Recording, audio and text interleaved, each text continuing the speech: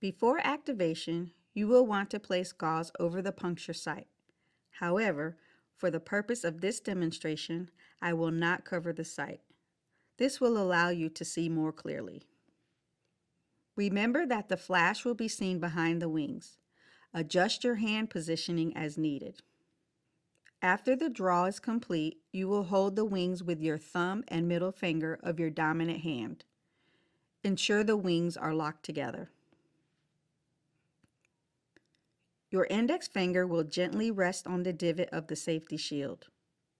Remember, no forward pressure is used for the activation, and very gentle pressure is needed to hold the shield in place. Now is when you will engage your wrist. You will use your thumb and middle finger to pull back on the wings.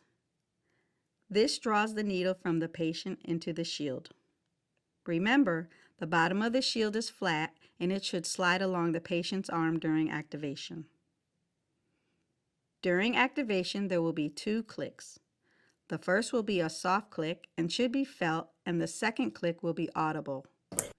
When you feel resistance, this signifies that activation is complete. A visual inspection should take place to ensure the shield is fully extended prior to disposal in the sharp spin.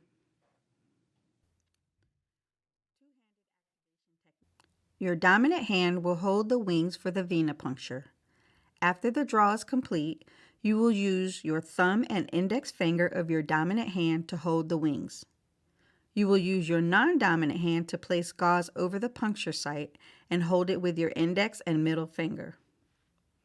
Once you are ready to activate the safety, you will move your index finger of your non-dominant hand and place it on the divot of the safety shield.